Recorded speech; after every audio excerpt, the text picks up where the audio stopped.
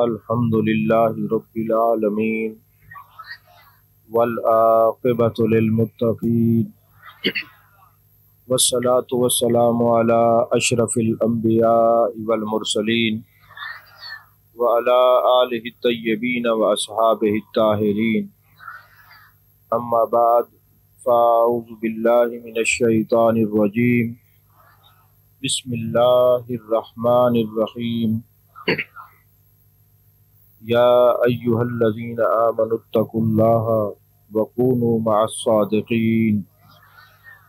صدق الله العظيم وصدق رسوله النبي الكريم الأمين المكين الرؤوف الرحيم.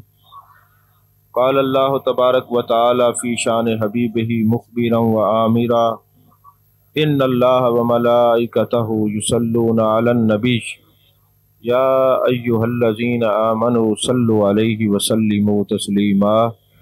اللهم صل على سيدنا ومولانا محمد وعلى آل سيدنا ومولانا محمد وبارك وسلم وصل عليه. الصلاة والسلام عليك يا رسول الله، الصلاة والسلام عليك يا حبيب الله، الصلاة والسلام عليك يا نبي الله، الصلاۃ والسلام علیک یا خیر خلق اللہ. تمام تعریفیں اللہ تبارک و تعالیٰ کے لیے ہے جو خالق کے کائنات بھی ہے، مالک کے شجیہات بھی، جو آد بھی ہے، سمد بھی ہے، جس کی شان لم یلد بھی ہے ولم یولد بھی. لا تعداد عدیہ درود و سلام بارگاہ سید الانام، شفیع رحمت، والی امت، شاہ خوباں، جان جانا، شہنشاہ حسینہ، سید سروراں، سیاہ لا مکاں، تتیمہ دوراں، سرخیل زہرہ جمالا، رازدان ما اوہا، شاہد ما تغا، صاحب علم نشرہ، معصوم آمنہ، احمد مجتبہ، حضرت محمد مصطفیٰ صلی اللہ علیہ وآلہ وصحبہ وبارک وسلم کی دربار ناز میں اپنی عقیدتوں، ارادتوں، محبتوں کا خراج پیش کرنے کے بعد آج کی یہ روحانی، ایمانی، عرفانی، قرآنی محفل پاک، پیر ما، دستگیر ما، قطب ربانی، غوث سمدانی، شہباز لامکانی، حضرت سیدنا سیدی شیخ عبد القادر جیلانی قدس سرہ العزیز کی بارگاہ میں ہدیہ تبریک پیش کرنے کی محفل ہے. ابھی کافی حضرات کے ٹیلی فون آ رہے تھے، جی ہم محفل میں پہنچ چکے ہیں، لیکن بابا جی نہیں آئے. مجھ سے جو ٹائم لیا گیا تھا وہ عشاء کی نماز کے فوراً بعد کا تھا، اور کل ہی مجھے پتہ چلا کہ جی 9:30 بجے آپ نے آنا ہے. ظاہر سی بات ہے، صبح ہم نے جانا ہے اپنے مرشد کی خدمت میں. بغداد شریف کے سفر کی روانگی ہے، مہمان بھی آ رہے ہیں، ملاقاتی بھی آ رہے ہیں. ابھی ہمارے مسلک کے عظیم عالم، عظیم خطیب، اور وہ خطیب جو میرے بھی محبوب خطیب ہے، حضرت پیر حامد سرفراز قادری دامہ اقبالہ جلوہ گر سے ابھی تشریف لے کے گئے ہیں. تو کئی ملاقاتیوں کو میں نے 10 بجے کے بعد کا ٹائم دیا کہ میں آ جاؤں گا، پھر ملاقات کریں گے. حسن اتفاق کہیے یا جو مرضی نام دیجئے، 9:30 بجے کا کہا، 9:30 پہ فوراً ہم پہنچ گئے. 1 منٹ بھی اوپر نہیں ہوا. جہاں آپ محفل میں چلے جاتے ہیں، نہ آپ کا مجھ پر احسان ہوتا ہے، نہ میزبان پر احسان ہوتا ہے. یہ ان کے کرم کی بات ہے جن کی محفل میں وہ خود تمہیں بلا لیتے. صبر کی تلقین کرنے کا حکم قرآن میں ہے، تو میں آپ کو صبر کی تلقین کرتا ہوں اور کہتا ہوں جہاں چلے جائیے خاموشی سے انتظار کیجیے. اپنے علماء سے بدگمان نہیں ہوا کرتے. جو مجھے ٹائم دیا گیا تھا میں اس پر پابند ہوں اور پہنچ گیا ہوں. اگر تبدیلی ہوئی ہے تو یہ قاری صاحب کی طرف سے ہے، ہماری طرف سے کوئی تبدیلی نہیں. ہم عشاء کی نماز کے بعد فوراً تیاری کر کے بیٹھے ہوئے تھے. بہرحال دیر ہو جائے سویر ہو جائے، بارش ہو جائے، آندھی ہو جائے، آج تک اللہ کا کرم ایسا ہوا ہے کہ جس کو ہم نے ٹائم دیا ہے کبھی وعدے خلافی نہیں ہوئی۔ الحمدللہ ثم الحمدللہ۔ آپ کے سامنے جو قرآن پاک کی تلاوت کی ہے، آیت بینات قرآن مجید برہان رشید سے آیت تلاوت کی ہے، آپ توجہ سے سماعت فرمائیں گے تو معنی، اسرار و رموز اس آیت کے آپ کے دل میں گھر کرتے جائیں گے۔ اللہ نے سب کو دعوت نہیں دی، یہ نہیں فرمایا زمین والو، آسمان والو، اس جہان والو، اس جہان والو، مکان والو، لا مکان والو، بولتے رہیے، آپ بھی سو رہے ہیں، مجھے تو ویسے نیند آ رہی ہے۔ فرمایا یا ایھا الذین آمنوا، اے ایمان والو۔ اگر کوئی پوچھے ایمان والا کون ہوتا ہے، کسی ظاہر بھی عالم سے پوچھیں وہ کچھ اور بتائے گا، کیوں نہ حضرت سلطان باہو سے پوچھ لیں۔ اے سلطان باہو، آپ کی نظر میں ایمان والا کون ہے؟ فرمایا آمنو کے الفاظوں پہ غور کرو، پہلے الف ہے، پھر میم ہے، پھر نون ہے، پھر واو ہے، پھر الف ہے۔ کہا جو الف سے اللہ کو ماننے والا ہو، میم سے میرے مصطفیٰ کو ماننے والا ہو، نون سے ان کی نبوت و نورانیت کو ماننے والا ہو، واو سے ولایت کو ماننے والا ہو، پھر الف بتا رہا ہے وہ اللہ کو پا لے گا۔ فرمایا یا ایھا الذین آمنوا، اے ایمان والو۔ جب اللہ فرماتا ہے اے ایمان والو، اب ایمان والے توجہ کرتے ہیں کہ اللہ نے ہمیں مخاطب فرمایا ہے۔ اللہ فرماتا ہے یا ایھا الذین آمنوا اتقوا اللہ، اے ایمان والو اللہ سے ڈرو، اے ایمان والو اللہ سے ڈرو۔ ایمان والا ہوتا ہی وہ ہے جو اللہ سے ڈرے۔ اللہ فرماتے ہیں وَكُونُوا مَعَ الصَّادِقِينَ، سچوں کی سنگت اختیار کرو۔ ایمان والا بھی ہے، اور ظاہر سی بات ہے جو نماز پڑھتا ہے وہ ایمان والا، تو اس کے بعد تھوڑی سی کھول دو، کیونکہ میں بولتا ہوں یہ مزید گلے کو پکڑتی ہے، تھوڑی سی آواز کھول دو۔ جو ایمان والا ہو وہ نماز پڑھتا ہے، وہ روزہ رکھتا ہے، وہ زکوٰۃ دیتا ہے، وہ حج ادا کرتا ہے، تب وہ ایمان والا بنتا ہے۔ جب ہے ایمان والا پھر اللہ نے کیوں فرمایا مجھ سے ڈرو، اللہ سے ڈرو اور سچوں کی سنگت اختیار کرو؟ جب ہے ایمان والا پھر اس کو کسی کی سنگت اختیار کرنے کا حکم کیوں دیا گیا؟ ہے ایمان والا تو پتہ چلا نماز، روزہ، زکوٰۃ، حج کرنے کے بعد پھر بھی اچھی سنگت کا حکم قرآن نے دیا ہے۔ اب مفسرین کرام فرماتے اللہ نے اچھی سنگت کا کیوں حکم دیا؟ فرمایا بات یہ ہے ایمان کسی نصیب والے کو نصیب ہوتا ہے، کسی مقدر والے کو ملتا ہے۔ اب ایمان جو ہے قرآن و حدیث کی روشنی میں کم بھی ہوتا ہے، ایمان کی زیادتی بھی ہوتی ہے۔ فرمایا اب ایمان تو تم نے پا لیا ہے، اب اس کی حفاظت کرنے کے لیے تمہیں ایسے لوگوں کی سنگت میں بیٹھنا چاہیے کہ جس کی وجہ سے تمہارا ایمان بچا رہے۔ کہا دراصل بات یہ ہے یہ ایمان والے جو ہیں اللہ کو اتنے پیارے ہیں، ان کا ایمان اتنا عزیز ہے، اللہ فرماتا ہے کہ تم صادقین کی سنگت اختیار کرو۔ اللہ نے سنگت اختیار کرنے کا حکم کیوں دیا ہے؟ فرمایا اس وجہ سے دیا ہے جو قیمتی چیز ہوتی ہے وہ تالے میں رکھی جاتی ہے، وہ لاک میں رکھی جاتی ہے۔ سونا ہو، چاندی ہو، ہیرے جواہرات ہوں، اس کو لاک میں رکھا جاتا ہے، تالا لگا کے رکھا جاتا ہے تاکہ یہ چوروں کی نظروں سے محفوظ رہے۔ جبکہ مٹی اور ریت کو ایسے زمین پہ بکھیر دیا جاتا ہے، اس کو لاک میں، تالے میں نہیں رکھا جاتا کیونکہ اس کی قیمت نہیں ہوتی۔ تو کہا قیمتی چیز کی حفاظت کی جاتی ہے جس طرح سونے چاندی کو لاک میں رکھا جاتا ہے۔ کہا ایمان والو تمہیں ایمان تو تیرے رب نے دے دیا، اب اس کی حفاظت تب ہوگی جب اللہ والوں کی مجلس میں بیٹھے گا۔ اب اللہ والوں کی مجلس میں بیٹھے گا تو تمہیں ایمان تمہارا بچا رہے گا، کیونکہ اللہ والوں کی مجلس وہ قلعہ ہے، وہ تالا ہے جو تمہارے ایمان کو محفوظ رکھتا ہے۔ اور حضرت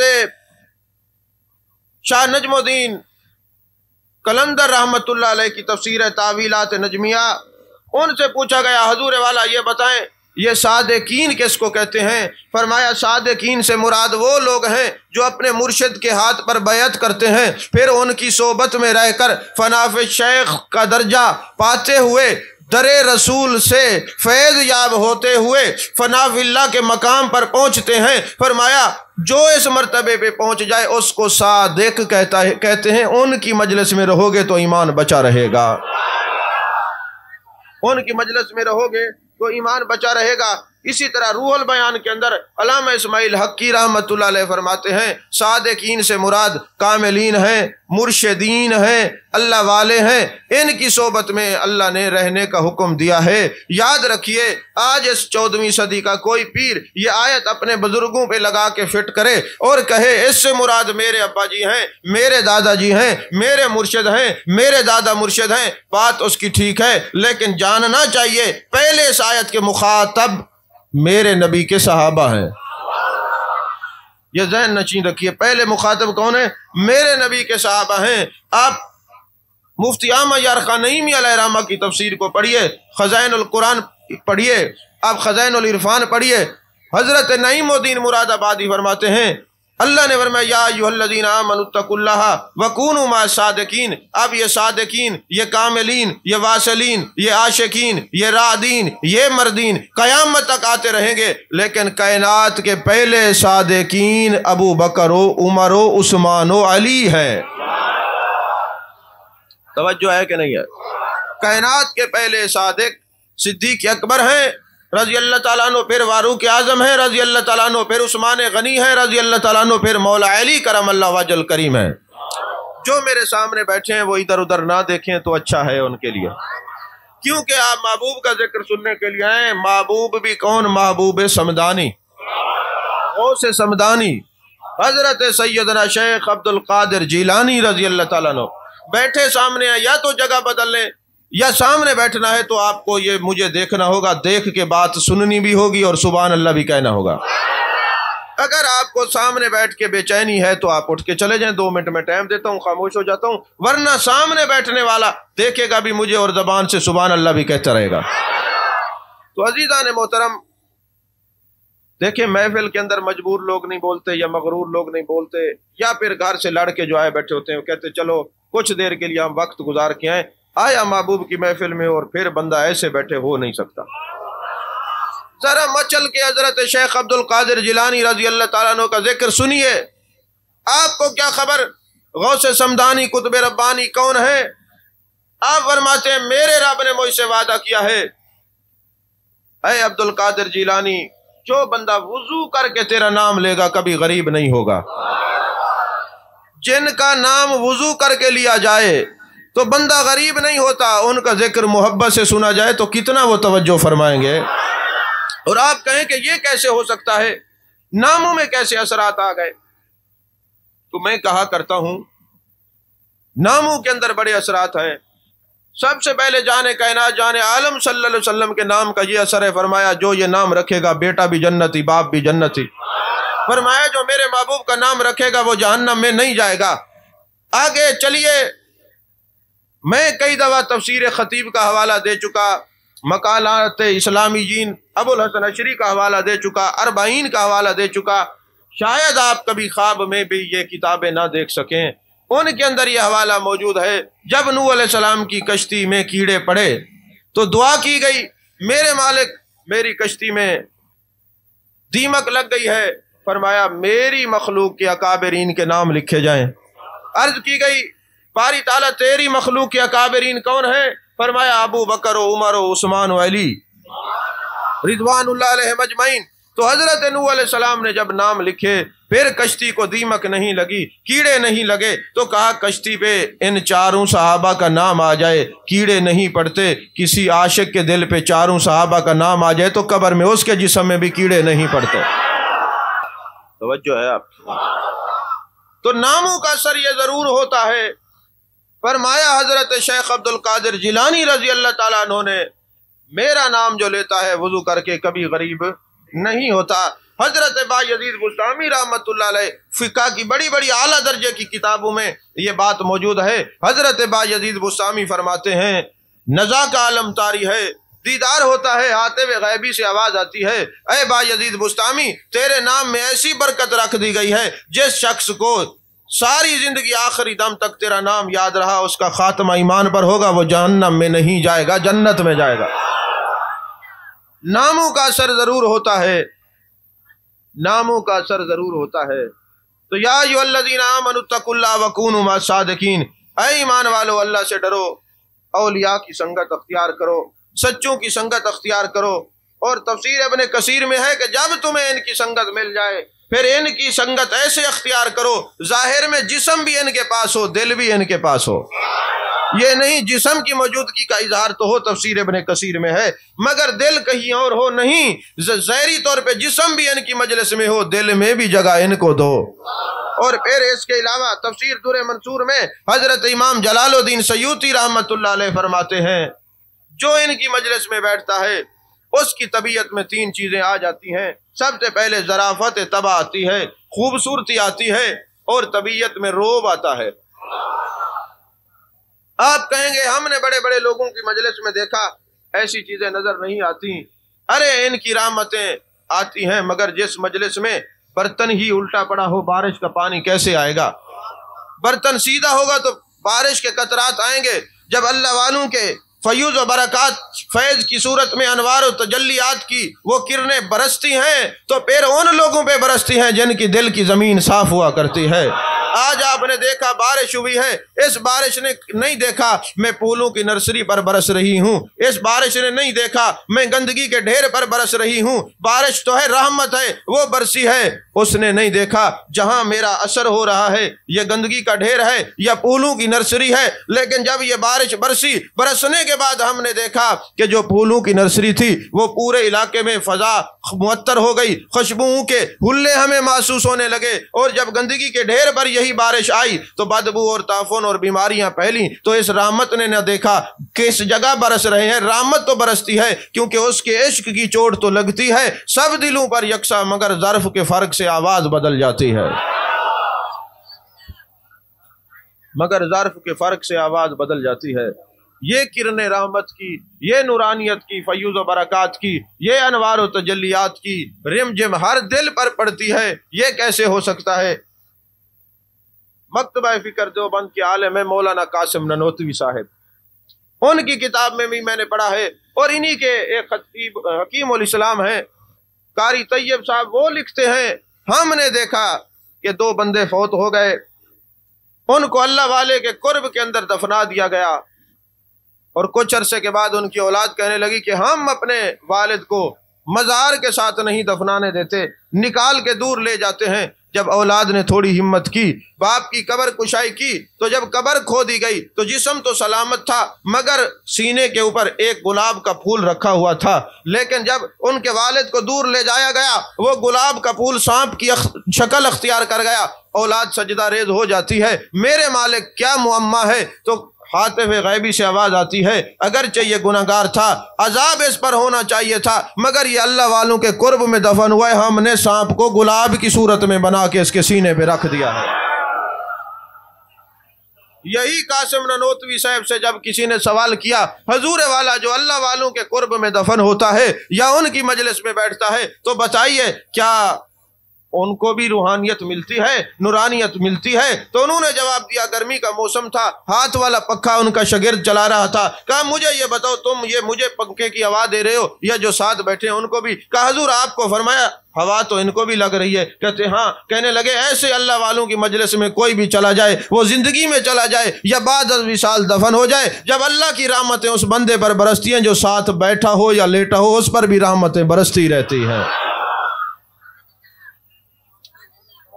توجہ ہے آپ کی؟ عزیزان محترم، حضرت سید محمود بغدادی آلوسی رحمت اللہ علیہ، اب میں کیا کروں، عام حل کی بات کروں تو جو علماء سن رہے تھے وہ کہتے ہیں جی عام بات کی ہے، اگر بہت ہی خاص بات کروں تو آپ کے سمجھ میں نہیں آتی، اب مجھے بالکل ایسی بات کرنی پڑتی ہے جس میں عام اور خاص سب سمجھ آئے۔ عام اور خاص میں علم کے لحاظ سے کہہ رہا ہوں، عالم اور غیر عالم کے لحاظ سے، ویسے حضور کے امتی سارے عاشق ہیں حضور کے۔ تو وہ کیا کہتے ہیں، فرماتے ہیں اگر تمہیں معیت کی بات سمجھنی ہو تو کیسے سمجھایا جائے؟ فرمایا خالطوہم لتکونوا مثلہم، فرمایا جن کی مجلس میں رہتے ہو خالط ملت ایسے ان کی صورت میں ہو جاؤ، ان کی شکل ایسے ہو جاؤ جیسے تمہیں کوئی دیکھے تو کہے یار تیرے صورت کے اندر تو تیرے مرشد کی صورت نظر آتی ہے۔ کاش میں آپ کو معیت کا لفظ سمجھا سکوں۔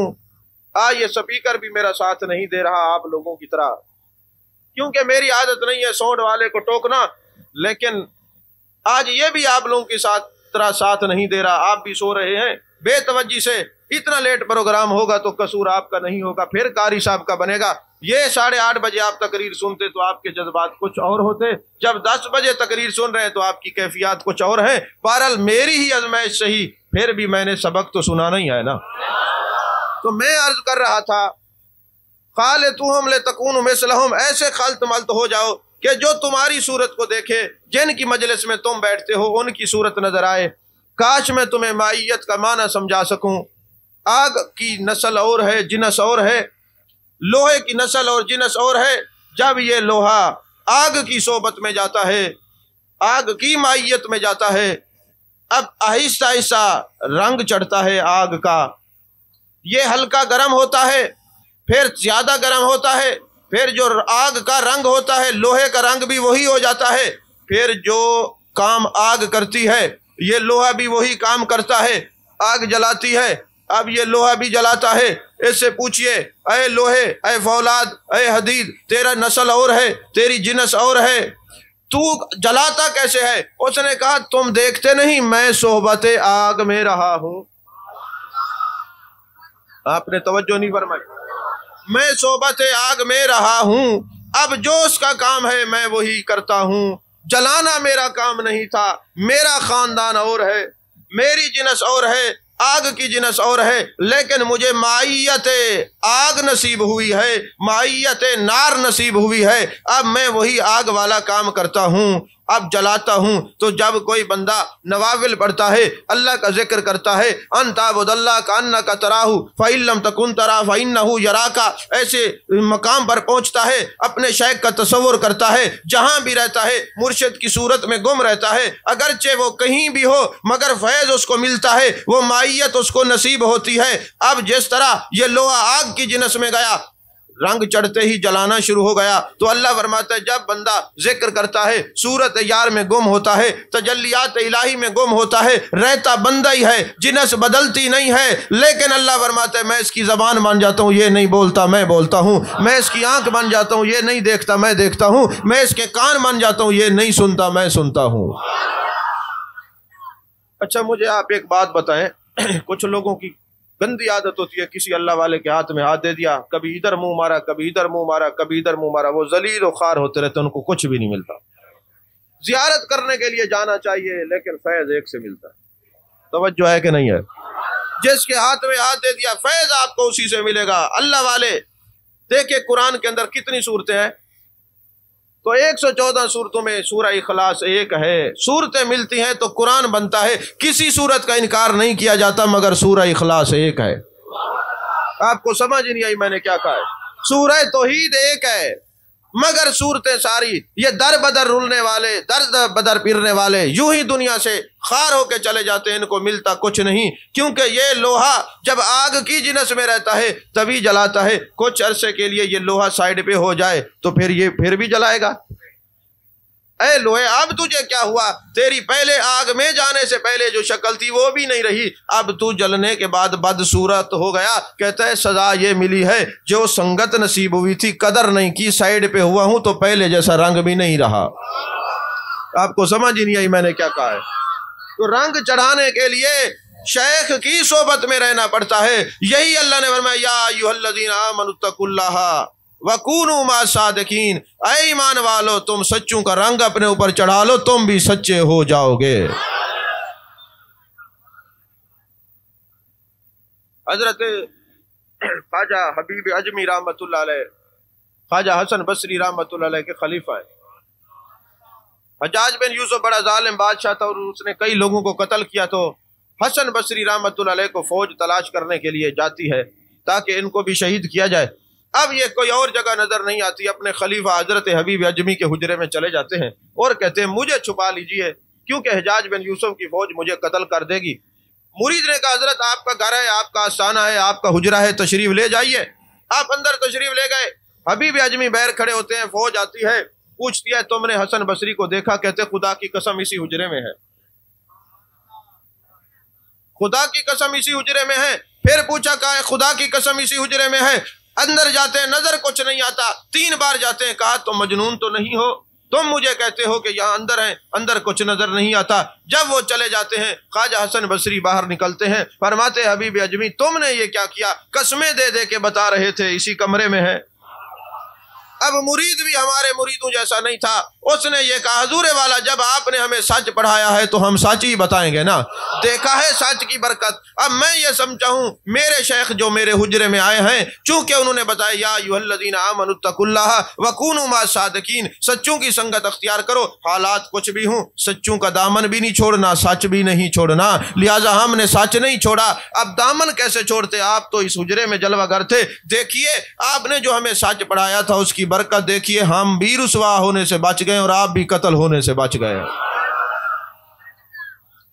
तो अजीज़ान मोहतरम,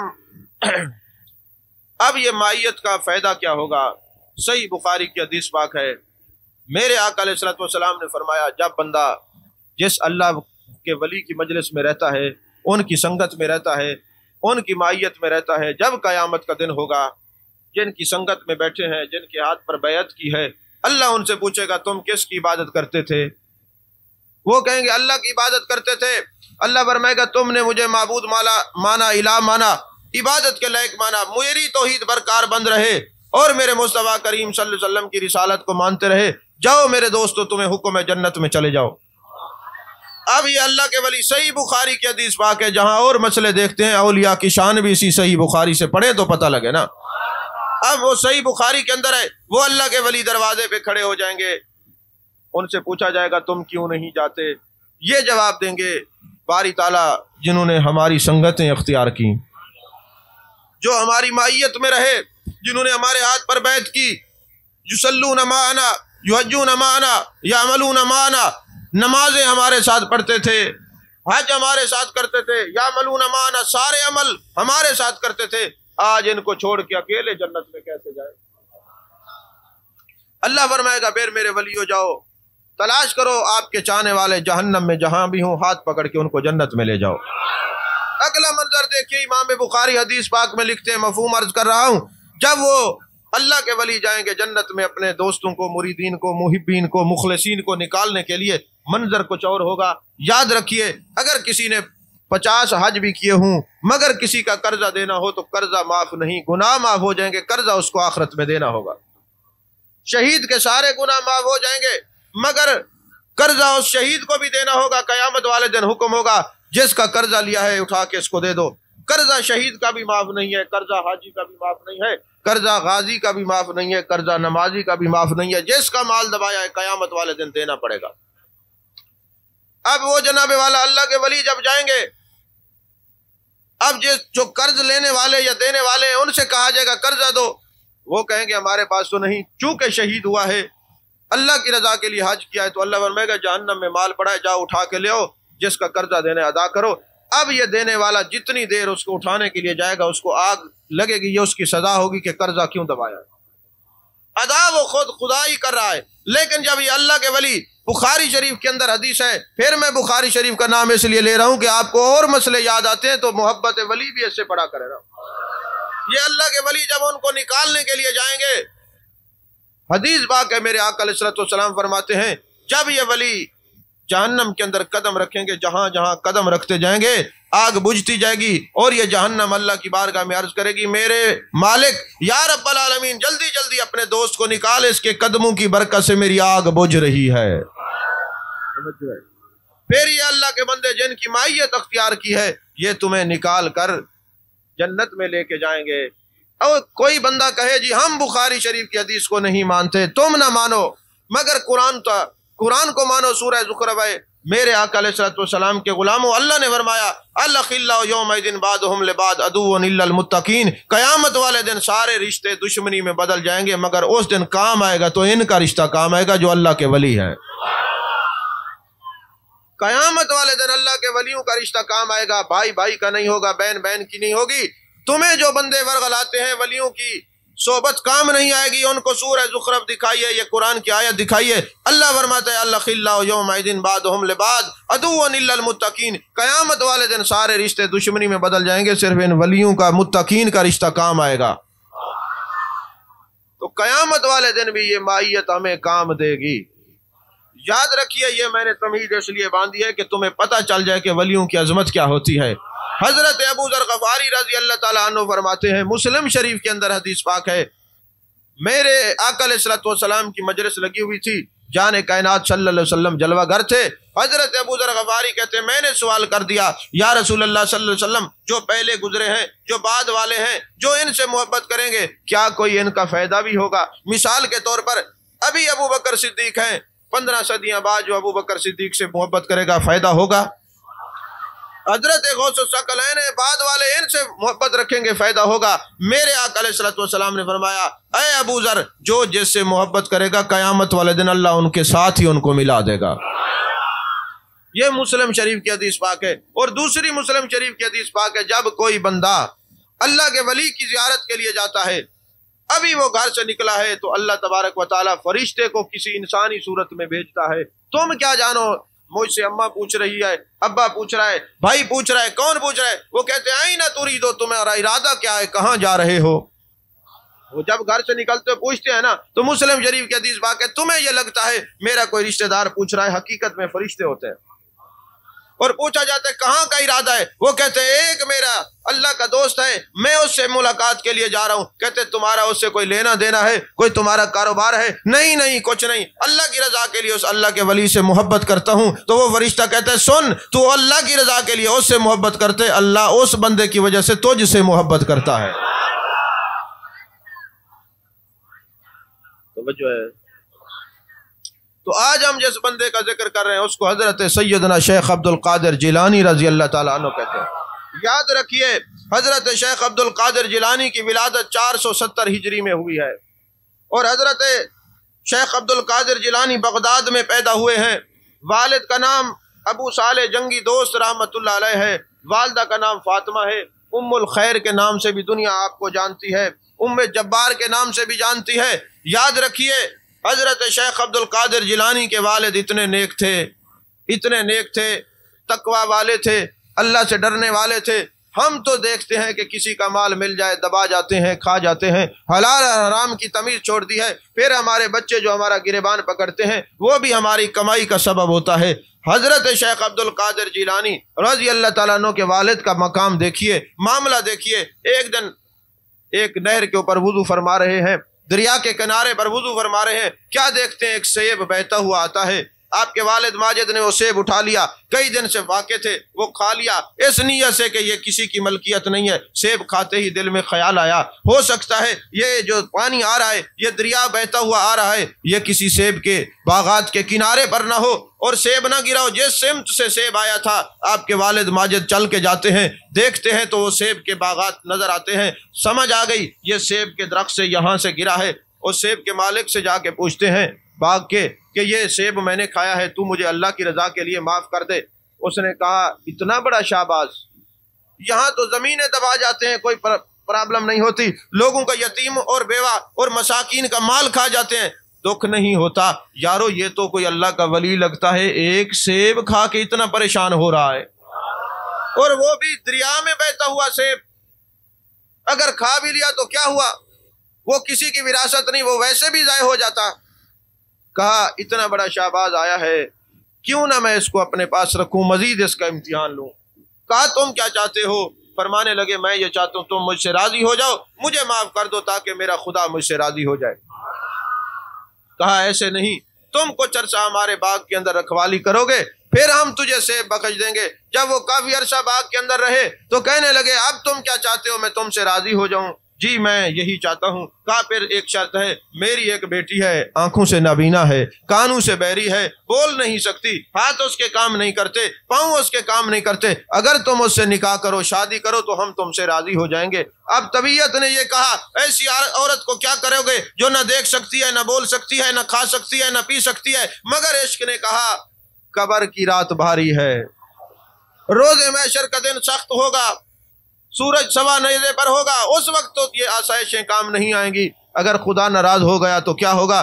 چلیں شادی کر لیتے ہیں، خدا تو راضی ہو جاتا ہے، نکاح ہو جاتا ہے۔ حجرہ عروسی میں جاتے ہیں تو کیا دیکھتے ہیں؟ صحت و سلامتی کے ساتھ دلہن تشریف فرما ہے، واپس آتے ہیں، غیر محرم پر نظر پڑ گئی، سجدہ ریز ہوتے میرے مالک، ایک سے بخشوانے آیا تھا، غیر پر نظر پڑ گئی، سسر نے کندھے پر ہاتھ رکھا، فرمایا یہ غیر نہیں تیری گھر والی ہے۔ یہ گونگی اس لیے ہے کبھی غیر محرم سے کلام نہیں کیا، نبینا اس لیے ہے کسی غیر کو دیکھا نہیں ہے، بہری اس لیے ہے کبھی غیر سے کوئی بات سنی نہیں ہے، اور گونگی بھی اس لیے ہے کہ قرآن مجید کے علاوہ کچھ کرتی نہیں ہے، ہر وقت زبان پر تلاوت ایک کلام مجید ہوتا ہے، کسی غیر کو نہیں دیکھتی، کسی غیر سے ہاتھ نہیں ملایا، کبھی بہر چل کے نہیں گئی۔ تو جب باپ ایسا ہو جو اتنے تقوی پر ہو، ایک سے بخشوانے کے لیے جائے، ماں ایسی ہو تو بیٹے بھی عبد القادر جیلانی پیدا ہوتے ہیں۔ آپ ساری رات ننگی فلمیں دیکھیں، سوشل میڈیا استعمال کریں، جب بیٹا آئے گا تو وہ بھی تو شوٹنگ کرتا ہوا آئے گا، وہ تمہیں کوئی ہار نہیں پہنائے گا، وہ جوتے ہی مارے گا، پھر کہو گے پتہ نہیں ہمارے کسی اولاد پر کسی نے تعویذ کر دیے۔ یہ تعویذ نہیں، تمہارے اپنے اعمال تمہارے سامنے آ رہے ہیں، کیونکہ اولاد کے نیک ہونے کے لیے ماں باپ کا نیک ہونا پہلی شرط ہے۔ میں ایک بزرگ کا واقعہ پڑھ رہا تھا، ایک اللہ والے ساری رات عبادت کرتے تھے، ایک دن گھر والی کہنے لگی جو تم ساری رات عبادت کرتے ہو اس میں میرا بھی بڑا ہاتھ ہے۔ کہنے لگے میں والذین یبیتون لربہم سجدا وقیاما کا مصداق بنا رہتا ہوں، یہ تیرا کیا ہاتھ ہے؟ یہ اللہ کا کرم تو ہے، میں ساری رات عبادت کرتا ہوں۔ کہا نہیں، جب گھر والے بھی ساتھ دیں تو عبادت میں مزید ذوق پیدا ہو جاتا ہے۔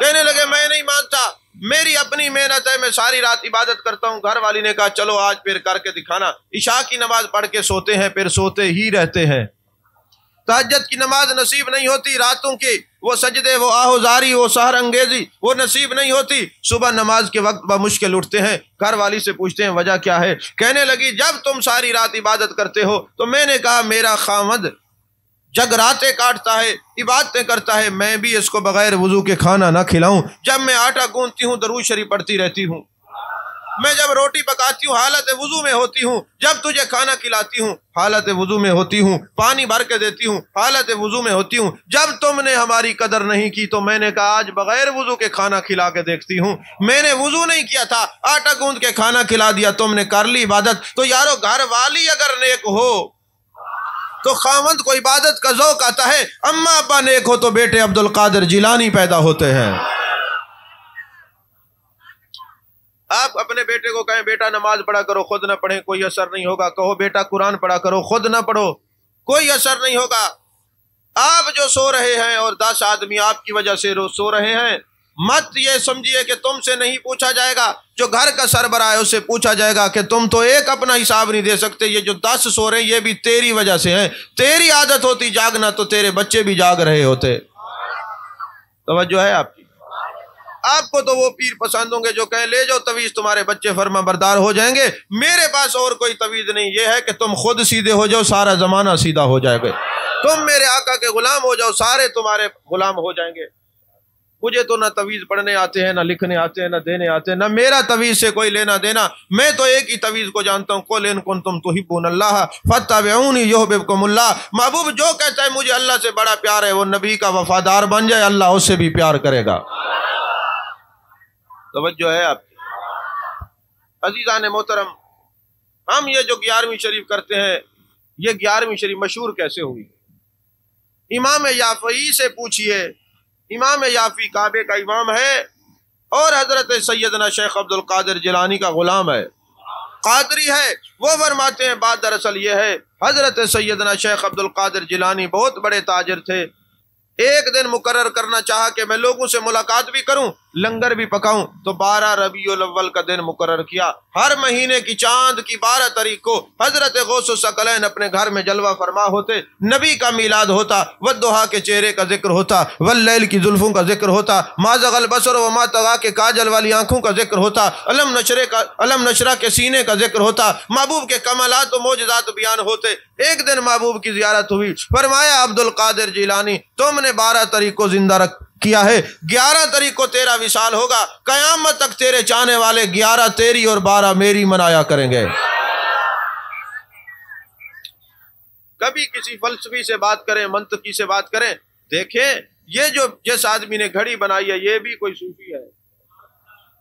ذرا گھڑی کی ترتیب دیکھیے، مجھے یہ بتائیں، اللہ فرماتے قل هو اللہ احد، محبوب ان سے فرما دیجیے اللہ ایک ہے۔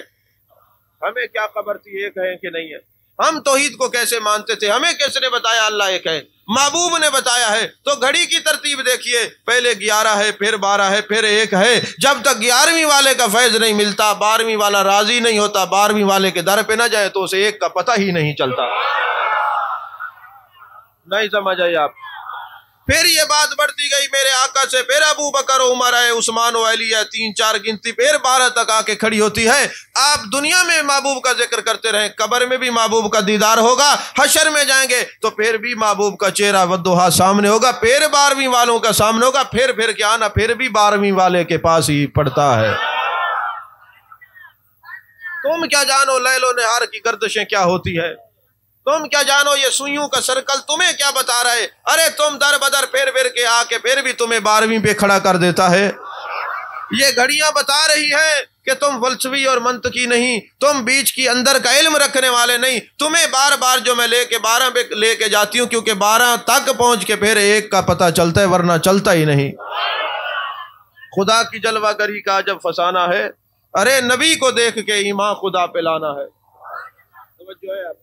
تو حضرت شیخ عبد القادر جیلانی رضی اللہ تعالیٰ عنہ میلاد مناتے تھے 12 ربیع الاول کو۔ میرے مصطفیٰ کریم نے 11ویں کا اعلان کیا کہ یہ جاری رہے گی۔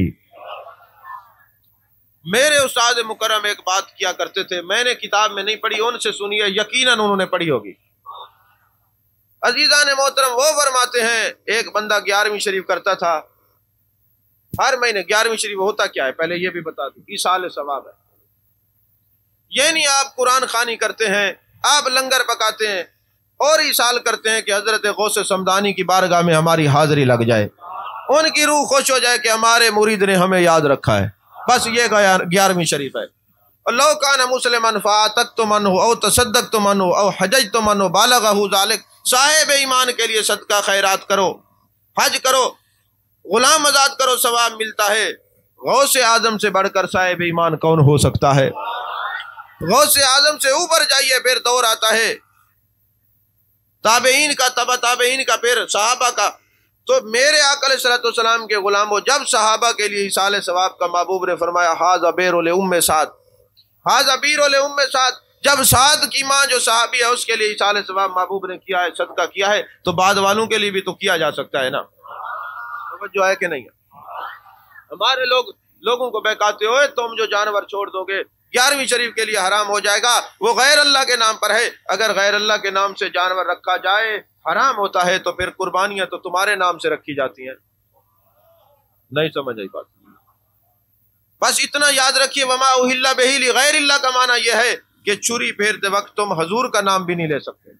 بسم اللہ اللہ اکبر کہا جائے گا، بسم اللہ اللہ اکبر کے علاوہ کسی نے حضور کا نام لیا جانور حرام ہو جائے گا، غوث پاک کا نام لیا، اپنے مرشد کا نام لیا جانور حرام ہو جائے گا۔ بسم اللہ اللہ اکبر کے علاوہ کوئی تکبیر نہیں پھیر سکتے، کوئی لفظ نہیں، بسم اللہ اللہ اکبر ہوگی تو جانور حلال ہے، ویسے نام لگانے سے حرام نہیں ہوتا، کیونکہ اگر کسی بندے کا نام آ جائے تو پھر جانور حرام ہوتا ہے۔ تو قربانی کے حصے کیوں رکھتے ہو؟ قربانی کا نام رکھا جاتا ہے، یہ فلاں کا نام ہے، یہ فلاں کا نام ہے۔ اور میرے آقا کریم صلی اللہ علیہ وسلم نے ساری زندگی 2 قربانیاں کی ہیں، ایک اپنی طرف سے، ایک اپنی امت کی طرف سے۔ تو امت میں غوث و ثقلین ہیں کہ نہیں ہے؟ بولیے۔ اولیاء، اصفیاء، ازکیاء، نوکبا، نوجبا، امیر، غریب سب ہیں کہ نہیں ہیں؟ تو محبوب علیہ الصلوۃ والسلام نے سیاسی تقیدی سے ساری زندگی 2 قربانیاں کی ہیں۔ تو تیرے نام سے لگا جانور حرام نہیں ہوتا، تو غوث اعظم کے نام کا لگا ہوا کیسے حرام ہو سکتا ہے؟ کئی لوگوں کو اس بات کی تکلیف ہوگی، لیکن یاد رکھیے جو بندہ کہتا ہے اللہ کے علاوہ کسی کا نام لگ جائے وہ چیز حرام ہو جاتی ہے، تو میں کہتا ہوں یہ مکان کس کے نام ہے؟ اللہ کے نام ہے یا بندے کے نام ہے؟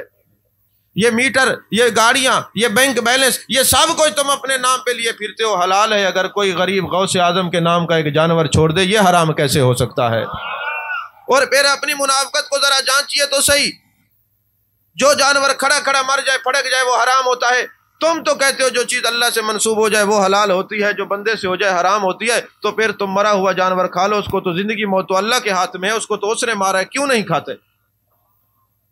پھر تم کہتے ہو نہیں ہم جائیں گے، جو بندہ کوئی جانور ذبح کرے گا ہم اس کا ذبیحہ کھائیں گے، وہ تو انسان نے ذبح کیا، اس کو تو نام بھی انسان کا لگ گیا، ہاتھ بھی انسان کے لگ گئے، وہ حلال۔ ارے تمہارا نفاق کا کون علاج کرے؟ کبھی تم کسائی کے وسیلے کو مان لیتے ہو، کبھی عرب کے ماہی کا انکار کر دیتے ہو۔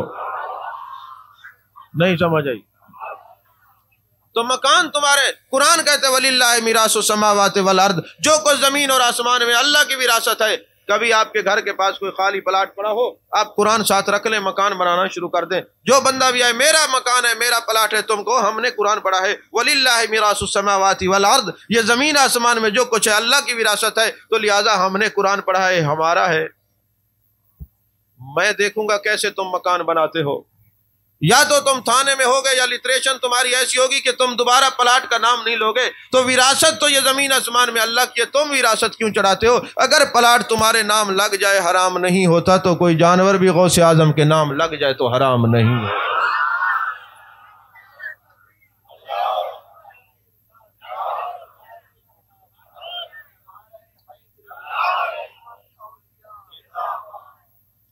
غوث اعظم رضی اللہ تعالیٰ عنہ کے نگاہ ولایت کا کیا کہیے؟ دیکھیے عالم دین بنانے کا کتنا جذبہ غوث اعظم کا ہے۔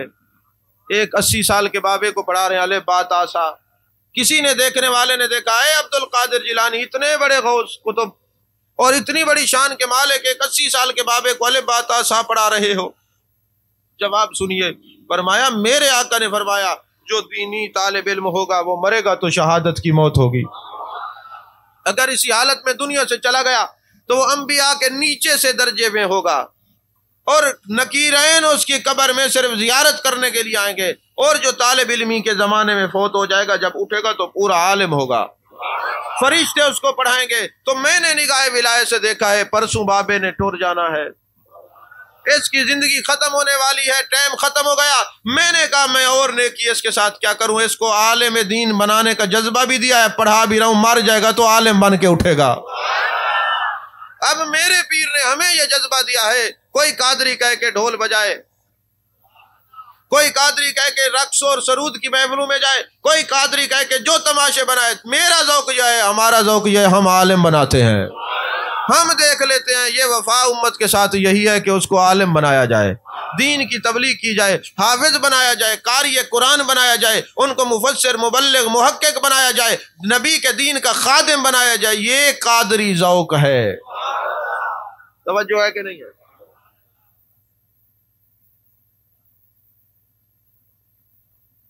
صرف ڈھول بجانا نہیں، عالم بھی بنانا ہے۔ حضرت شاہ عنایت قادری رحمت اللہ علیہ وہ بزرگ ہیں جن کے ڈھول تو آپ کو نظر آتے ہیں کہ بابا بلے شاہ کے پیر ہیں، یہ نہیں دیکھا کہ انہوں نے قرآن کی تفاسیر لکھی ہیں، پنجاب یونیورسٹی میں ان کی کتابیں فقہ کے پر ملتی ہیں۔ ڈاکٹر جلالی صاحب نے جس پر ڈاکٹریٹ کی ہے وہ انہی کا لکھا ہوا مقالہ ہے۔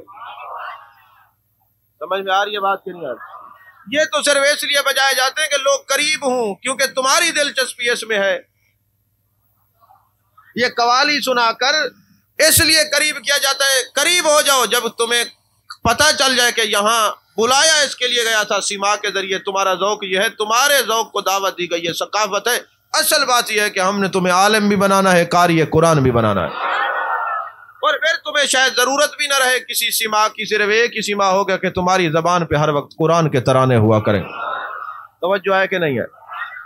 عزیزان محترم، حضرت غوث پاک رضی اللہ تعالیٰ عنہ نے بتایا کسی اللہ کے ولی کی زیارت کو جانا ہے تو کیسے جانا ہے۔ اب تھک گئے تو تقریر ختم کر دیں، ورنہ ابھی تو تقریر ابھی شروع ہوئی ہے، ذکر غوث تو ابھی شروع ہوا ہے۔ عزیزان محترم، آپ فرماتے ہیں کہ اللہ کے ولیوں کے پاس جانا کیسے ہے؟ فرماتے ہیں ہم 3 کلاس فیلو تھے، عبداللہ تمیمی ایک شخص تھا، ابن سقا اور تھا، تیسرا میں تھا، ہمیں پتہ چلا کہ ایک غار کے کنارے غوث ہیں، وہ آتے ہیں اور زیارت کرواتے ہیں، ان کے چہرے کا دیدار کر کے لوگوں کی منازل طے ہو جاتی ہیں۔ ہم تینوں اکٹھے بیٹھے ہوئے تھے، ہم نے کہا اس اللہ کے ولی کی زیارت کے لیے جانا چاہیے۔ اب کون جا رہے ہیں؟ حضرت شیخ عبد القادر جیلانی جو اللہ کے ولی کی زیارت کے لیے جا رہے ہیں، تم کون سے غوثوں کے ولیوں کی زیارت سے منہ موڑتے ہو؟ توجہ ہے کہ نہیں ہے؟ تو غوث اعظم ہو کر اللہ کے ولی کی زیارت کے لیے جا رہے ہیں۔ اب بتایا ہو قیامت تک میرے آنے والے ہو مریدو، میرے راستے پر عمل کرنا۔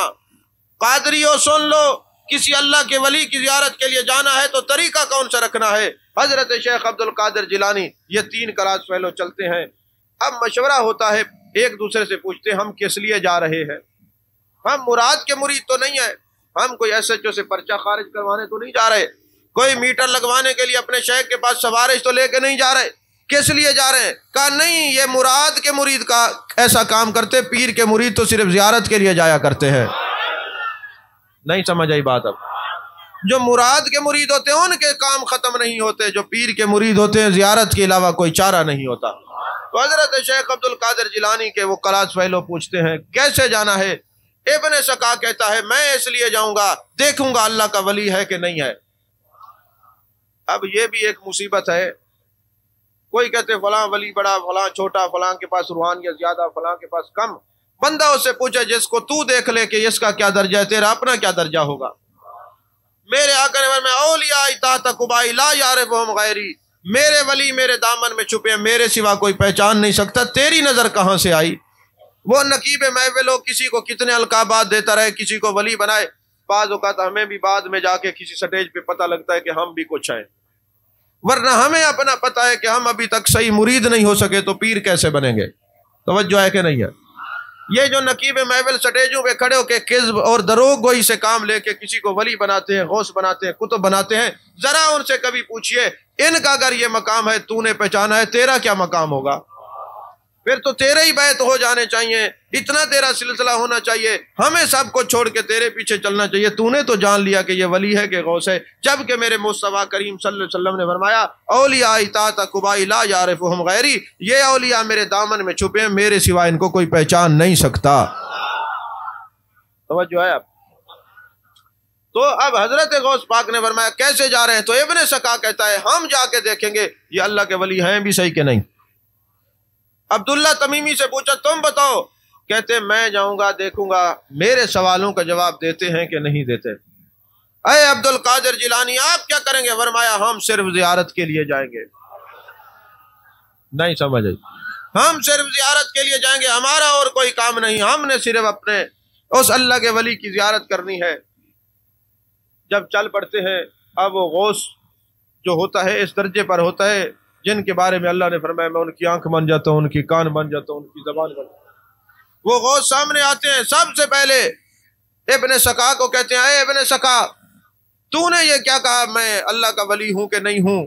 تو نے یہ کیا کہا میں تیرے سوالوں کا جواب دے سکتا ہوں کہ نہیں؟ سن لے تیرے ذہن میں یہ سوال ہیں، یہ اس کے جوابات ہیں، اور تو نے چونکہ میری توہین کی ہے، مجھے ولایت کے پیمانے پہ پرکھنے کی کوشش کی ہے، جا تیرا خاتمہ اچھا نہیں ہوگا، تو کفر کی موت مرے گا، بہت بڑا عالم بنے گا، مناظرے کرے گا، لیکن تیرا اختتام زندگی اچھا نہیں ہوگا، کیونکہ میرے آقا فرماتے ہیں اللہ نے فرمایا من عاد علی ولی فقد آذنتہ بالحرب، جب کوئی بندہ کسی ولی سے بغض رکھتا ہے میں رب اس سے اعلان جنگ کرتا ہوں، اور اعلان جنگ میں سب سے پہلے اس کا ایمان چھین لیا جاتا ہے۔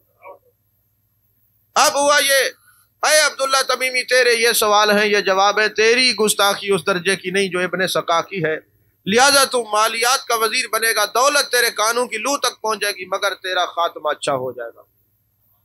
اے عبد القادر جیلانی تو صرف اس لیے آیا کہ ہم جا کے اللہ کے ولی کا دیدار کریں، اور دیدار کے سوا تیری کوئی تمنا نہیں۔ سن لے بغداد کی جامع مسجد ہوگی، ہزاروں کا اجتماع تیرے سامنے ہوگا، اور تو تقریر کر کے کہہ رہا ہوگا قادمی حاضہی علی رقبۃ کل ولی اللہ، ہر ولی کے کندھے پر میرا قدم ہے۔ اب چشم فلک نے کیا دیکھا؟ وہ عبداللہ تمیمی وزیر بنا، لیکن اس کا خاتمہ بعد میں اچھا ہو گیا۔ ابن سقا بہت بڑا مناظر ہوا، پھر عیسائی لڑکی کے محبت میں گرفتار ہوا، شادی والی رات اس کو کیڑے پڑ گئے جسم میں، لوگوں نے گندگی کے ڈھیر پر پھینک دیا، ایڑیاں رگڑ رگڑ کے بغیر کلمے کے مر جاتا ہے۔ لوگوں نے کہا یہ اس اللہ کے ولی کی توہین کی تھی، اس کی زبان سے جو نکلا تھا آج پورا ہو کے نظر آیا۔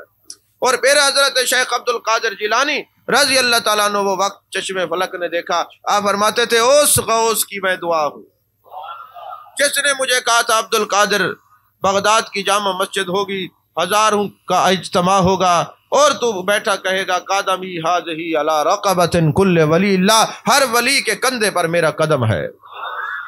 اور جب حضرت شیخ عبد القادر جیلانی نے یہ فرمایا تو کسی نے اجمیر میں کہا ہمارے صرف کندھوں پہ نہیں، ہمارے سر پہ بھی ہے، آنکھوں پر بھی ہے۔ چشم فلک میں جہاں جہاں کسی نے سنا سب نے کہا ہمارے کندھوں پر قدم ہے۔ اور ظاہر سی بات ہے بعض مرید چغل خور بھی ہوتے ہیں، ادھر کی بات ادھر اور ادھر کی ادھر، یہ لگائی بجھائی والے اللہ ان سے پناہ عطا فرمائے۔ تو ایک شیخ سنان تھے آپ کے دور کے اندر، بعض کتابوں میں آپ کے قریبی عزیزوں میں سے تھے، ان کا ایک مرید سن رہا تھا، اس نے جا کے اپنے شیخ کو کہا آج حضرت شیخ عبد القادر جیلانی رضی اللہ تعالیٰ عنہ نے یہ فرمایا۔ وہ کہنے لگا میرے کندھے پہ قدم نہیں ہے۔ جب وہ مرید نے سنا پھر آتے عرض کرتا ہے اے شیخ عبد القادر جیلانی رضی اللہ تعالیٰ عنہ، آپ نے یہ فرمایا کہ میرا قدم ہر ولی کے کندھے پہ ہے، میرا پیر کہتا ہے نہیں ہے۔ فرمایا تیرے پیر کے کندھے پہ سور کا قدم ہے۔ شیخ کا یہ فرمانا تھا، یہ شیخ سنان دین سے بیزار ہو گیا، جھونپڑی والے فقیروں کے پیچھے چل پڑا، اور وہ غیر مسلم تھے، عیسائی تھے، ان کے ساتھ رہتا اور سور کے بچوں کو کندھوں میں بٹھا کے چرایا کرتا تھا۔ اور ایک دن ایسا ہوا کہ وہ کہنے لگے تو خنزیر کا گوشت کھا لے اور عیسائیت قبول کر لے، ہم تجھے اپنی لڑکی کا رشتہ دیتے ہیں۔ ابھی وہ سالن سامنے رکھ کے بیٹھا ہی تھا کھانے کے لیے، تو حضرت شیخ عبد القادر جیلانی رضی اللہ تعالیٰ عنہ کی نگاہ ولایت نے دیکھا، فرمایا آج کسی کا پیر کافر ہونے جا رہا ہے۔ جیسے آپ نے فرمایا کسی کا پیر کافر ہونے جا رہا ہے، مرید بیٹھا تھا قدموں میں گر گیا، کہنے لگا حضرت میرے مرشد کو بچا لیجئے۔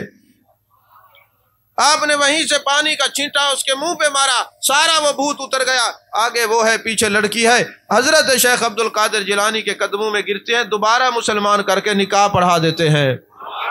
فرماتے کبھی اللہ کے ولیوں کے خلاف زبان درازی نہ کیا کرو، کیونکہ مرتے وقت تمہارا خاتمہ اچھا نہیں ہوگا۔ سمجھ نہیں آئی بات؟ اب اگر کوئی بندہ کہے کہ ہمیں کیسے پتا چلے گا فلاں ولی ہے کہ نہیں ہے، امام شافعی کہتے ہیں خدا کی قسم اگر عالم ولی نہیں تو زمانے میں کوئی ولی ہو نہیں سکتا۔ اور میرے آقا علیہ الصلوۃ والسلام سے پوچھا گیا یا رسول اللہ صلی اللہ علیہ وسلم الا ان اولیاء اللہ لا خوف علیہم ولا هم یحزنون، یہ قرآن میں آیا ہے، ہم نے دیکھنا ہو اللہ کے ولیوں کی نشانی کیا ہے، تو میرے آقا نے فرمایا ان کی نشانی یہ ہے جب کسی سے ملتے ہیں اللہ کے لیے ملتے ہیں، بچھڑتے ہیں اللہ کے لیے بچھڑتے ہیں، کسی کو کچھ دیتے ہیں اللہ کے لیے دیتے ہیں، کسی سے کچھ لیتے ہیں اللہ کے لیے، ان کا اپنا اوڑھنا بچھونا کچھ نہیں ہوتا، وہ رب کی رضا پہ جیتے بھی ہیں، رب کی رضا پہ مرتے بھی ہیں، جس میں یہ نشانی ہو وہ اللہ کا ولی ہوتا ہے۔ توجہ ہے کہ نہیں؟ حضرت شیخ عبد القادر جیلانی رضی اللہ تعالیٰ عنہ اجمی ہیں، تقریر نہیں کرتے، میرے آقا کی زیارت نصیب ہوئی، مجھے یاد ہے پچھلے سال بھی میں نے یہ بات یہاں سنائی تھی، مت بھولیے کہ میں بھول گیا ہوں، مجھے یاد ہے، لیکن میں اس لیے سنا رہا ہوں کہ سارے پچھلے سال موجود نہیں تھے، کچھ دنیا سے چلے گئے، کچھ نئے آئے بیٹھے ہیں۔ تو حضرت شیخ عبد القادر جیلانی منبر پہ بیٹھتے نہیں تھے، تقریر نہیں کرتے تھے، میرے آقا کا دیدار ہوا، فرمایا میرے بیٹے عبد القادر تقریر کیا کرو، حضور میں اجمی ہوں، فصیح اور بلیغ عربی بول نہیں سکتا، فرمایا منہ کھولو، جان کائنات نے 7 مرتبہ لعاب دہن عطا فرمایا۔ یہاں میرے عبد القادر جیلانی میرے مرشد کی ولایت کا پتہ چلتا ہے، لعاب دے کے میرے مصطفیٰ کی حیات کا پتہ چلتا ہے۔ توجہ ہے کہ نہیں؟ حضرت شیخ عبد القادر جیلانی کو 7 مرتبہ لعاب دہن عطا فرمایا۔ پھر حضرت مولا کائنات حضرت علی کرم اللہ وجہ الکریم تشریف لاتے ہیں، فرماتے میرے بیٹے تقریر کیا کرو، اے میرے جد اعلیٰ بول نہیں سکتا، عربی نہیں جان، عربی میں فصاحت و بلاغت نہیں، اجمی ہوں، فرمایا منہ کھولو، 6 مرتبہ لعاب دہن عطا فرمایا۔ عرض کیا ہے میرے جد اعلیٰ، میرے آقا کریم صلی اللہ علیہ وسلم نے 7 مرتبہ لعاب دہن عطا فرمایا، آپ نے 6 مرتبہ، فرمایا 6 مرتبہ اس لیے دیا ہے تاکہ برابری نہ ہو جائے، ادب کی وجہ سے 6 مرتبہ لعاب دہن عطا فرمایا۔ ارے جو نبی کے صحابہ لعاب دینے میں برابری نہیں کر سکے، وہ اپنے مثل سمجھنے میں برابری کیسے کر سکتے ہیں؟ توجہ ہے کہ نہیں ہے؟ حضرت سیدنا شیخ عبد القادر جیلانی رضی اللہ تعالیٰ عنہ تین چھوٹی چھوٹی باتیں عرض کر کے گفتگو ختم کر رہا. اگر آپ تھکیں تو یہی ختم کر دیں. حضرت شیخ عبد القادر جیلانی رضی اللہ تعالیٰ عنہ نے اپنے مریدوں کو، قادریوں کو نذرانے کا کون سا کنسپٹ دیا ہے؟ نذرانہ یہ نہیں ہے کہ آپ پیر و مرشد کو پیسے دیں اور وہ اپنی جائیدادیں بنائے، بینک بیلنس بنائے اور اپنی گاڑیاں بنائے. یہ نذرانہ نہیں ہے. نذرانے کا مقصد کچھ اور ہوتا ہے. نذرانے کا مقصد یہ ہے کہ تم جو نذرانہ دیتے ہو، شیخ کی نظر میں غریب اور امیر سب ہوتے ہیں، وہ امیروں سے لے کر ضرورت مندوں میں تقسیم کرے. نذرانے کا کنسپٹ یہ ہے. ہو سکتا ہے یہ میری بات سن کے کئی پیر مجھ سے سلام دعا چھوڑ جائیں، مجھے اس کی غرض نہیں، مگر حق کی بات بتانا میرا فرض ہے. سمجھ آ رہی ہے کہ بات کہ نہیں آ رہی؟ علامہ اقبال کا ایک دوست تھا، پیر تھا. علامہ اقبال کے گھر میں پیر صاحب تشریف لے گئے. مرید گیا، حضور قرض دار ہوں، یہ 10 روپے نذرانہ لیجئے، میرے لیے دعا کیجئے. پیر صاحب نے 10 روپے جیب میں ڈالے، نذرانہ لے کے قرضہ اترنے کی دعا کی. علامہ اقبال زیر لب مسکرائے. پیر صاحب نے دیکھ لیا اتنے کمزور یہ لوگ نہیں ہوتے. ان کو بھی پتہ چل گیا کہ لفافہ ازم بھی کوئی دنیا میں رہتا ہے، وہ بھی ایک خاندان ہے، لفافہ ازم کے بغیر ہمارا گزارا نہیں. پیر صاحب جو ہے نا دیکھ لیتے ہیں کہ علامہ اقبال مسکراتے ہیں. زیر لب پوچھا اقبال سے کیوں مسکرا رہے ہیں؟ کہا حضور والا ایک بات بتائیں، اپنے مرید سے پوچھ کے بتائیں، قرضہ کتنا ہے؟ اس نے کہا میرے اوپر 100 روپیہ قرضہ ہے. کہا یہ 10 روپے کہاں سے لائے ہو؟ کہا میں کسی سے ادھار مانگ کے لایا ہوں. تو آپ فرمانے لگے پیر صاحب آپ کی قبولیت دعا پہ مسکرا رہا ہوں. جب آپ کا مرید آپ سے ملنے آیا تھا 100 روپے کا مقروض تھا، دعا کے بعد 110 کا مقروض ہو کے جا رہا ہے. یہ ہنسنے کی بات نہیں، رونے کی بات ہے. ہمارے نذرانے وہ جاہل پیر لے گئے جنہوں نے آج تک ایک مدرسہ نہیں بنایا. ہمارے نذرانے وہ قوال اور وہ نعت خاں لے گئے جنہوں نے آج تک کسی ایک بچے کو الف با تا سے نہیں پڑھایا. ہمارے نذرانے وہ قاری لے گئے جنہوں نے آج تک کسی کو نورانی قاعدہ نہیں پڑھایا. اہل سنت کا پیسہ حرام ہو رہا ہے کیونکہ ہم جاہل نعت خانوں کو، جاہل خطیبوں کو دیتے ہیں، علماء کی خدمت نہیں کرتے، اور پھر کہتے ہیں ہمارے بچے نافرمان ہیں. تم کسی کے ساتھ تعاون کرو گے تو وہ دین کی خدمت کرے گا نا، مدرسوں میں بچوں کو پڑھائے گا. بولیے تو صحیح. تمہاری تو تمیز کا عالم یہ ہے کہ اگر تمہارا امام اچھی گھڑی پہن لے تو مسجد سے نکال دیتے ہو، موٹر سائیکل لے لے تو کہتے ہو اس کے پاس پیسے بہت ہیں. اور تم اس منافق دور میں ہم سانس لے رہے ہیں کہ پیچھے امام کے اللہ اکبر کہہ کے نماز کے بغیر بھی پیچھے پڑے رہتے ہو. تم پر کون بھولے، کون بھروسہ کرے؟ جو امام اپنے شاگردوں پر، مریدوں پر، پیر اور اپنے مقتدیوں پر بھروسہ کرتا ہے، شاید وہ مسلم بن عقیل کی کہانی کو بھول چکا ہے. وہ مسلم بن عقیل جب کوفے میں تشریف لے کے گئے 40,000 لوگوں نے بیعت کی، مگر شام کو کوئی بھی نہیں تھا. وہ با یک وقت شاگرد بھی تھے، مقتدی بھی تھے، مرید بھی تھے. علماء کو بھروسہ اس ذات پہ کرنا چاہیے، مقتدیوں پر نہیں. اللہ ہی سب کچھ دینے والا ہے. اور پھر میرے مصطفیٰ کریم صلی اللہ علیہ وسلم نے فرمایا جو عالم باللہ ہوگا، فقر اللہ ہوگا، جو علم خاص اللہ کی رضا کے لیے حاصل کرتا ہے، جیب اس ہاتھ اس کا ہوگا، جیب میری ہوگی. علماء پر اگرچہ غربت ناز کرتی ہے مگر تم سے زیادہ پھر بھی عیش و عشرت میں جیتے ہیں. تمہارا 3 لاکھ کا ماہانہ پورا نہیں ہو سکتا، عالم کی 7,000 کی تنخواہ بھی اس کو پورا کر رہی ہے. یہ میرے آقا کا کرم نہیں تو اور کیا ہے؟ نہیں سمجھ آئی بات؟ آپ کے پیسے کہیں اور جا رہے ہیں. کاش آپ اپنے دینی مدارس کو اشاعت کے لیے ان کا تعاون کرتے، معاونت کرتے. تم سے تو خیر کی امید ویسے ہی نہیں ہے. ارے تم تو دیکھ کے مدرسے کو خوش ہو جاؤ تو تمہاری یہ بڑی مہربانی ہے، پیسوں کی بات کہاں کرتے ہو؟ باتیں ذرا غلط ہیں، سخت ہیں. یاد رکھنا سخت دوائی پیٹ کی بندش کھول دیتی ہے. عقیدے کی بندش تبھی کھلے گی جب آپ اہل اللہ کے پاس بیٹھیں گے. میں حیران ہوتا ہوں کہ ہمارے مدارس کو دیکھ کر خوش بھی نہیں ہوتے. تم سے کوئی بھیک تھوڑی مانگتا ہے. تمہیں کیا خبر یہ دینی عالم کتنا پریشانی کے عالم میں خشک ٹکڑے کھا کھا کے پڑھ کے عالم بنتے ہیں اور تمہیں آ کے رسول اللہ کا دین سکھاتے ہیں. تم تو وہ ہو کہ تمہیں اپنی بیٹی کا نکاح پڑھانا نہیں آتا، ابا مر جائے جنازہ نہیں پڑھانا آتا، غسل دینا نہیں آتا. یہ تمہارے محسن ہے، ہر کام میں تمہاری معاونت بھی کرتے ہیں اور سب و شتم اور ہر وقت تان و تشنیع کے تیر بھی سنتے ہیں. لیکن یہ کیوں سنتے ہیں؟ کبھی آپ نے غور کیا ہے؟ آج تو بیٹا باپ کی بات نہیں سنتا، باپ بیٹے کی بات نہیں سنتا. یہ کیوں سنتے ہیں؟ اس لیے سنتے ہیں ایک ہستی نے کہا خیرکم من تعلم القرآن وعلمہ. میرے مصطفیٰ کریم صلی اللہ علیہ وسلم نے فرمایا او لوگو تم میں بہتر وہ ہے جو قرآن سیکھے اور سکھائے۔ جب میرے مصطفیٰ عالم کو بہتر کہہ رہے ہیں، تم جو مرضی ہے کہتے رہو، تمہاری بات کو ہم جوتی کی نوک پہ بھی نہیں لکھتے، میرے مصطفیٰ کا فرمان سر آنکھوں پر۔ میرے آقا کی نگاہ ناز دیکھ رہی تھی کل کو جو بھی اٹھے گا گھر سے روٹی نہیں ملتی علماء کو بک بک کریں گے، فرمایا کہ ان کی طرف مت دیکھنا، خیرکم من تعلم القرآن، جب تمہارے نبی نے تمہیں اچھا کہا ہے، کسی کے برا کہنے سے کچھ نہیں ہوتا۔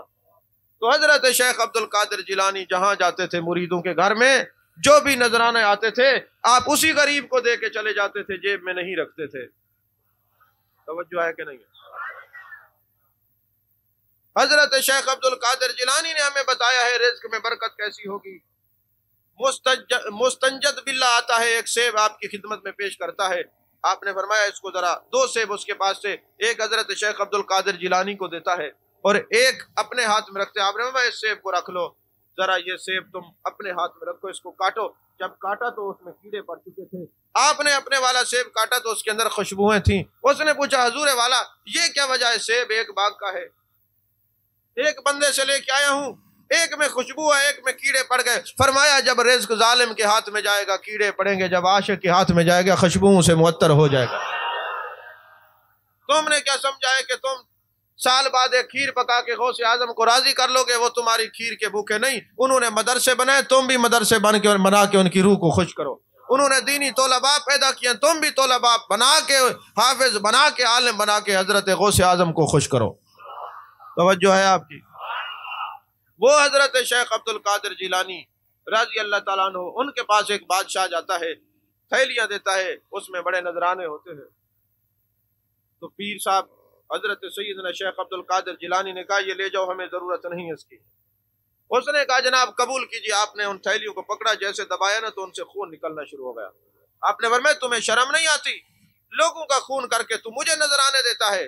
میں بڑا سوچتا ہوں اس بات کو پڑھ کے، میں بڑا ڈرتا ہوں، میں کہتا ہوں اے میرے پیر شیخ عبد القادر جیلانی، پیر ما دستگیر ما قطب ربانی غوث سمدانی شیخ عبد القادر جیلانی، ہم آپ کے دسترخوان کا، آپ کا نام لے کے جی رہے ہیں، ہمیں اتنا شعور نہیں کہ ہم تھیلیاں دبائیں خون نکلے۔ اتنا تمیز تو رکھتے ہیں کہ آنے والے مرید سے یہ تو پوچھ سکتے ہیں جو تو مجھے نذرانہ دے رہا ہے حلال سے کما کے لایا ہے یا حرام سے کما کے لایا ہے؟ نہیں سمجھ آئی؟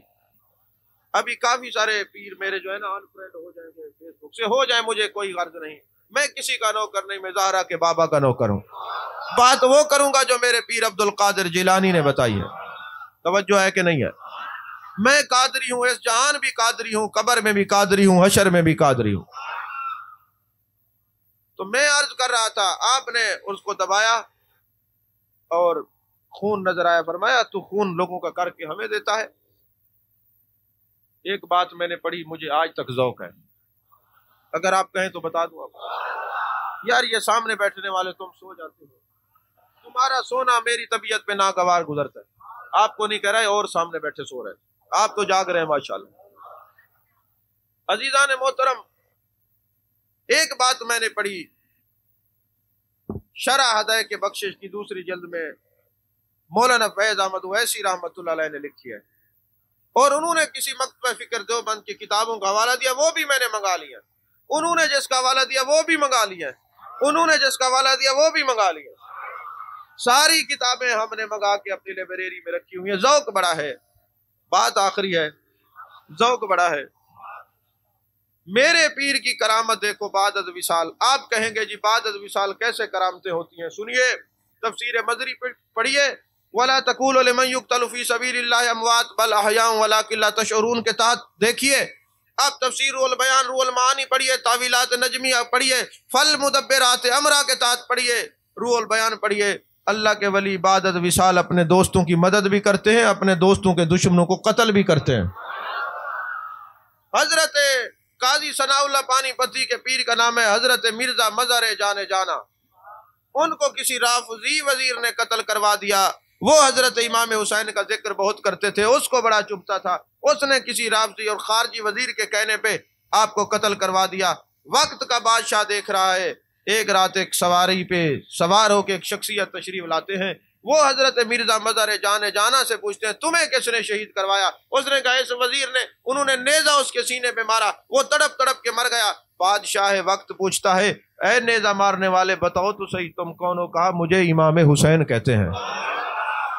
जो है मुझे हजरत इमाम हुसैन कहते हैं, ये मेरे गुण गाता था, ये मुझसे मोहब्बत करता था, ये मेरी तारीफें करता था, इस बदबख्त को बुरा लगता था, इसने मिर्जा मज़ार जाने जाना को शहीद करवाया है, हम इसका काम तमाम करके जा रहे हैं। बादशाह वक्त उठता है, पूछता है जाओ वजीर का पता करके आओ। कहा जी उसके सीने में ऐसा लगता है किसी ने कुछ मारा हो, तड़प तड़प के मर गया। कहता है किसने मारा? कहा नेजा तो लगा है, मारने वाला नजर नहीं आया। बादशाह ने कहा इसको मारा है हजरत इमाम हुसैन ने, जिसको वो मारते हैं वो कयामत वाले दिन भी जरा उठेगा तो पता लगेगा किसकी मार से उठा है। तो जो है आपकी कहाँ बैठे हैं, ये तसर्रुफ करते हैं, ये तसर्रुफ करते हैं। तो हजरत सैयदना शेख अब्दुल कादिर जिलानी रजी अल्लाह ताला अन्हो, इंडिया की बात है, बड़े सबीर के पहले की बात है। एक मुसलमान रहता था, एक मुसलमान था और सामने उसके फैमिली जो रहती थी वो हिंदू थे, दोनों मियाँ बीवी हिंदू थे। ये मुसलमान बुरी नजर से उस औरत को देखा करता था जो औरत थी हिंदू। उसने बड़ा समझाया कि तुम मुसलमान हो, नबी के कलमा गो हो, नबी के गुलामों को ये जेब नहीं देता, तुम अपनी नजरों को दुरुस्त रखा करो, नजरियात को दुरुस्त रखा करो। उसने कहा नहीं। आखिरकार वो हिंदू और उसकी बीवी तंग होके दूर चले जाते हैं, जिस औरत के मेके रहते हैं वहां जा रहे हैं। मुसलमान को पता चला कि ये मियाँ बीवी जा रहे हैं, ये सवारी लेके पीछे चला जाता है और हिंदू को कहते हैं अपनी औरत को मेरे साथ बिठा दो, मैं तुम्हें मंजिल तक पहुंचा देता हूं। वो तो जानते थे कि इसकी नीयत अच्छी नहीं है। उसने कहा नहीं हम नहीं जाते, पैदल चले जाएंगे, तेरे साथ नहीं जाते। कहा नहीं, बात यह है कि तुम्हें जैसा मैं लगता हूं वैसा नहीं। उन्होंने कहा नहीं, तेरे करतूत हमारे सामने है, हम तो ये जानते थे कि तू नबी पाक सल्लल्लाहु अलैहि वसल्लम का गुलाम है, ऐसा नहीं होगा, लेकिन तेरे अमाल अच्छे नहीं है, हम नहीं जाते। कहते नहीं तुम मेरे साथ चलो, जिसका कहते हो मैं तुम्हें जमानत देता हूँ। वो मर्द कहने लगा, औरत कहने लगी अगर तुम जमानत कहते हो तो फिर बड़े पीर साहब जामिन बना दो, कहो कि मैं अब्दुल कादिर जिलानी को जामिन बनाता हूँ। अब ये बद मजहब था, बेईमान था, कलमा तो पढ़ता था, औलिया का दुश्मन था। उसने कहा वो तो मर गए हैं, अब कहां से आएंगे? उसको क्या खबर कि अल्लाह ने इनको ताकत दी है, ये फल मुदब्बिरात अमरा के तहत उस जहां में भी रह के इस जहान वालों की मदद कर सकते हैं। तवज्जो है कि नहीं है? अभी मैंने वो बात कही थी कि मेरे उस्ताद सुनाया करते थे, मैंने नहीं सुनाई। आप में से कोई भी नहीं बोला कि आप क्यों छोड़ गए। मैं यही तो आपका ज़ौक देख रहा हूँ, आप हाजिर ही नहीं है। तो हजरत शेख अब्दुल कादिर जिलानी का वसीला पेश किया, जामिन बना के ये दोनों।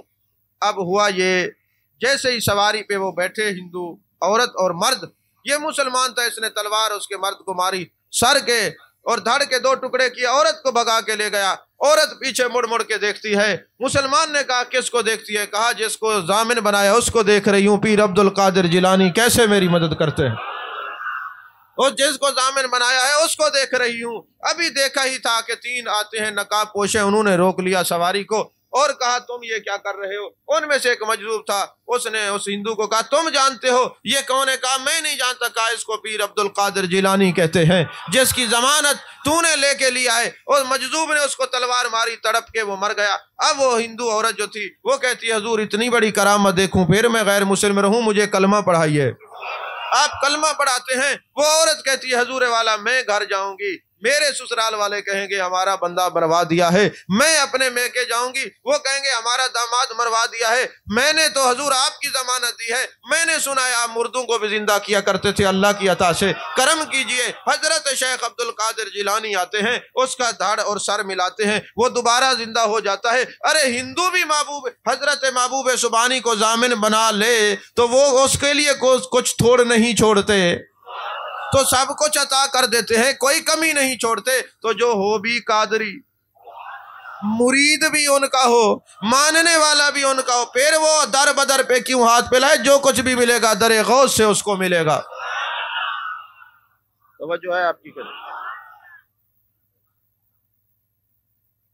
तो मेरे उस्ताद से बताते थे, एक बंदा 11वीं शरीफ करता था, मोहल्ले वाले चिढ़ते थे। उन्होंने बादशाह वक्त को कहा हजरत इसको बताएं ये 11वीं शरीफ करता है। तो बादशाह ने कहा इसको फांसी लगा दो।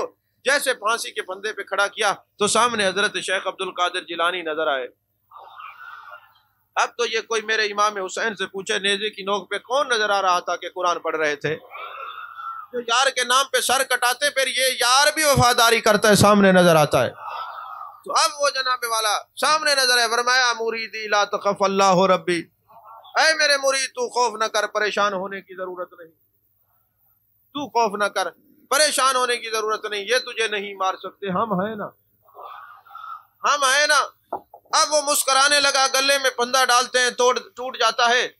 بادشاہ نے پوچھا ہوا کیا؟ کہا میرا یار سامنے ہے، مجھے موت نہیں مارے گی، تمہارے مارے سے نہیں مرتا، پھندا ٹوٹ جاتا ہے. کہا اس کو نیچے اتارو. بادشاہ وقت نے کہا مجھے اپنے شیخ کا دیدار کرو. فرمایا میری جگہ پہ آؤ گے تو زیارت ہوگی نا، تم جگہ بدل کے بادشاہ بن کے بیٹھے ہو، تمہیں کیسے پتا چلے میرا پیر کیسا ہے؟ تو میں یہی کہتا ہوں تمہیں کیسے پتا چلے میرا پیر کیسا ہے؟ حضرت شیخ عبد القادر جیلانی کیسے ہے؟ یاد رکھیے ہمارا جو سلسلہ ہے نا نقیبی، یہ بیسک قادری ہے. جہاں بھی کوئی آپ سے پوچھتا ہے نقیبی تو کس کی وجہ سے، تو وہ تو ہم حضرت سیدنا جلال الدین حضرت بابا نقیب اللہ شاہ رحمۃ اللہ علیہ کی وجہ سے ہے. لیکن ہم قادری ہیں. آپ جانتے ہیں کہ حضرت بابا نقیب اللہ شاہ رحمۃ اللہ علیہ نے فرمایا میرے مریدو الہی خیر گردانی بحق کے شاہ جیلانی کا ورد تم نہ چھوڑنا، کسی چیز کی کمی اللہ نہیں چھوڑے گا. آفت اور مصیبت آئے الہی خیر گردانی بحق کے شاہ جیلانی پڑھو. حضرت خواجہ حسن شاہ سے فرماتے ہیں اگر کسی کو کوئی مشکل آئے تو 165 بار وضو کر کے الہی خیر گردانی بحق کے شاہ جیلانی پڑھے، اس کا کام ہو جائے گا. شجرہ میں جو 11 نام ہے حضرت غوث پاک کے، جو بھی پڑھتا ہے کبھی غریب نہیں ہوتا. توجہ ہے کہ نہیں ہے؟ حضرت شیخ عبد القادر جیلانی کا نام وضو کر کے لیا کرو، پھر دیکھو اللہ تمہارے رزق میں کتنا وسعت اور برکت عطا فرماتا ہے. تو حضرت سیدنا جلال الدین حضرت بابا نقیب اللہ شاہ رحمۃ اللہ علیہ فرماتے ہیں بچپن کا زمانہ ہے، میں ایک وادی پہ بیٹھا ہوا ہوں، میرا پاؤں پھسل گیا اور ایک پہاڑ کی نہر سے نیچے میں ایسے گرنے لگتا ہوں، میرے منہ سے نکلتا ہے یا سیدی شیخ عبد القادر جیلانی شیئا للہ. تو مجھے کسی نے کندھوں سے پکڑ کے سیدھا کھڑا کر دیا اور کہا نقیب اللہ شاہ تمہیں پریشان ہونے کی ضرورت نہیں، عبد القادر جیلانی نے تجھے بچا لیا ہے. شاید آپ میں سے بہت کم لوگ جانتے ہوں گے حضرت بابا نقیب اللہ شاہ رحمۃ اللہ علیہ وہ بزرگ ہیں. مجھے بھی کسی نے مرید اپنے پیر کا کروایا تھا، میں اس کا شکریہ ادا کرتا ہوں. آپ کو بھی کسی نے مرید کروایا ہے، آپ کو بھی اس کا شکریہ ادا کرنا چاہیے، بشرطے کہ مرید کرانے والا بھی اس آکڑ میں نہ پھرے کہ میں نے بیعت کروایا ہے. مگر میرا پیر وہ ہے حضرت بابا نقیب اللہ شاہ جس کو کسی عام بندے نے مرید نہیں کروایا. ان کو کس نے مرید کروایا؟ ایک دن آپ آرام کر رہے تھے، خواب میں میرے آقا کریم صلی اللہ علیہ وسلم کا دیدار ہوا. فرمایا نقیب اللہ میری ہتھیلی میں دیکھیے.